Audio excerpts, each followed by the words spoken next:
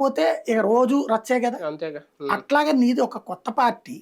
నీ పార్టీలో నీ పార్టీలోకి వచ్చినటువంటి వాళ్ళందరూ బయట నుంచి వచ్చిన వాళ్ళు వాళ్ళని ఇంటి పెద్దగా మామగారిలా చక్కగా కలుపుకెళ్ళడం మానేసి పాతకాలపు ఇంటి పెద్దలాగా అట్లా బిగించుకుని కూర్చుని కోడళ్ళు చచ్చినట్టు మనకి ఏకైగానే టీ తెచ్చేయాలా భోజనాలు అని. కానీ వీళ్ళందరూ కొత్త కోడళ్ళు.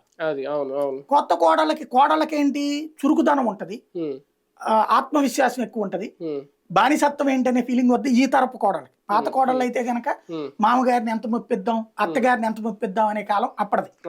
ఏదో ఒకటి చేసి వాళ్ళని కన్విన్స్ చేసుకుందాం, ఆడపడిచి అత ఓకే అనిపించుకుందాం. ఇప్పటి కోడళ్ళు అట్టా కాదు. ఏందా బొక్కలోది మామగారిని నేను కన్విన్స్ చేసేది ఏంది, ఆయనే ఉండాలనే మెంటాలిటీ.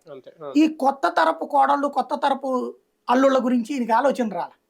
పర్యవసానం ఏమైపోయిందంటే ఎవడి మీదనే పట్టులేదు. ఇలాంటి పెత్తందారి లక్షణాలు ఉన్నటువంటి వాడి పట్ల వాళ్ళకి ఎందుకు విధేయత ఉంటది? రెండవది, ఏ దరిద్రప్పని అంటే ఇదివరకు ఇప్పుడు మన ఇంటి పెక్కల పక్కింటోడికి లైన్ వేయాలని కోరుకోం కదా. పక్కింటిది ఎవరికో బలవంతంగా లాక్కొచ్చుకుని గుంజుకుని కాపురం చేయాలి, ఎవరికో పెళ్లి అయినటువంటి అమ్మాయిని తెచ్చుకుని మనం కాపురం చేయాలనుకుంటే అది విక్రమార్కుల్లో విలన్ లాంటి క్యారెక్టర్.